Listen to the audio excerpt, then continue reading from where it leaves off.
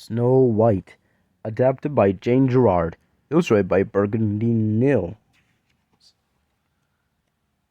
Long ago, in a far-off land, a princess was born with hair as black as night, skin as white as snow, and lips the color of ruby. She was called Snow White. As the baby grew into a little girl, she became more beautiful every year. Her stepmother, the queen, was also very beautiful. The queen was so vain she had a magical mirror made. Every day she looked in the mirror and asked, "Mirror, mirror on the wall, who is fairest of us all?" The mirror answered, "You, my queen, are fairest in the land." And, and the queen was very pleased because she knew it was true, Queen Grimhilde. But one day, when Snow White had grown to be a young man, the vain Queen Grimhilde asked, "Mirror, mirror on the wall, who is fairest of us all?" And the mirror replied, "You, my queen, may lovely be, but Snow White is fairer than thee." Queen Grimhilde was very angry because she could not stand to have anyone be prettier than she, and from that time on, the queen hated Snow White.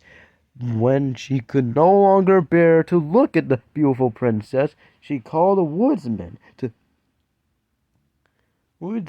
and ordered him to take Snow White away and kill her. The man, fearing for his own life, took the girl deep into the deep dark forest, but he could not bring himself to kill her. Instead, he left Snow White there all alone. Snow White found herself all alone in the dark woods. Around her were mysterious noises and frightening shadows. She was so scared she began to run. Tree branches caught her black hair. Here, as she ran through the forest, wild beasts watched her, but they did not harm the beautiful girl. She ran as far as she could until she saw a little cottage with a white roof. When no one answered her knockety knocks, Snow White went inside. There she found a little table set with 7 plates, and 7 little beds were all lined up against the wall. The hungry princess nibbled a bit of food from each plate, then threw herself down on the 7th bed and fell asleep. 7 dwarves shared a little cottage. Their names were Dopey, Grumpy, Bashful, Sneezy, Leapy, and Happy, and Doc. Soon they came back from the gold and copper mines where they worked. How surprised they were to find Snow White sleeping in their home. They let the little girl sleep until morning, then asked her how she had found her way to the little cottage deep in the woods. When they heard Snow White's story, they felt sorry for her and asked her to stay. She took her care of the cottage, and the dwarves gave her food, friendship, and shelter in return. Snow White was happy living with the dwarfs. But one day, back in the castle, the evil Queen Grimhilde again asked, "Mirror, mirror on the wall, who is fairest of us all?" And the mirror replied once again, "You, my queen, may lovely be, but Snow White is fairer still than thee." Then Queen Grimhilde knew that Snow White was still alive. She decided to kill the girl herself.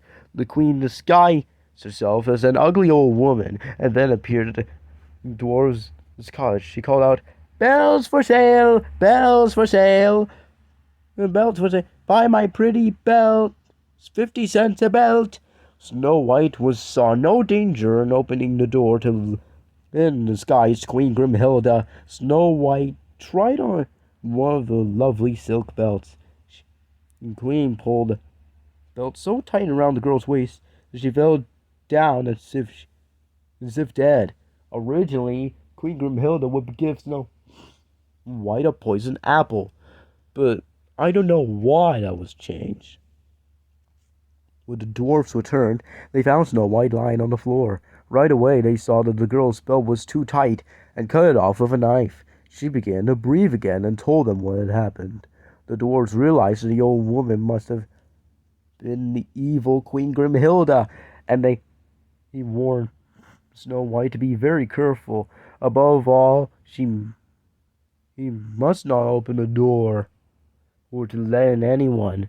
Meanwhile, at the castle, the queen asked once more, "Mirror, mirror on the wall, who is fairest of us all?" When the mirror answered that Snow White was still the fairest, Queen Grimhilde shook with rage and vowed that Snow White must die.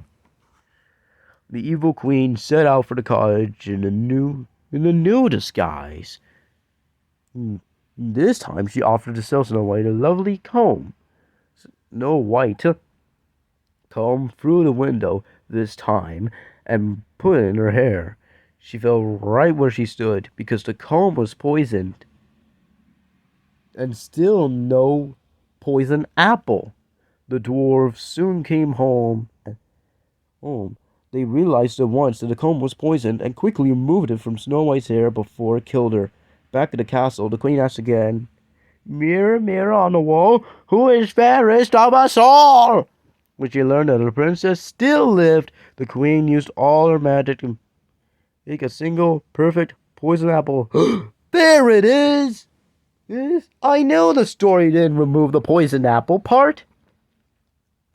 Anyway, then Queen Grimhilde dressed herself as a poor woman and went once more to see Snow White. She offered the girl the apple, and Snow White could not resist it. Part of the apple's magic was that everyone who saw it must taste it. Snow White bit into the fruit, and she instantly fell down as if dead.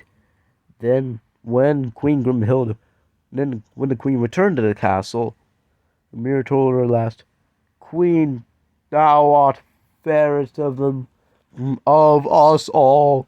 The dwarfs could not wake Snow White, but she looked as healthy and as pretty as if she were comfortably sleeping.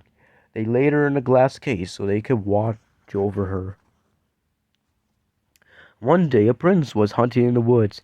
He came upon Snow White lying in the glass case and thought she was the most beautiful princess he had ever set eyes on. He fell in love with her right away. He believed the glass box must be part of some evil enchantment, and he opened the case and lifted Snow White in his arms.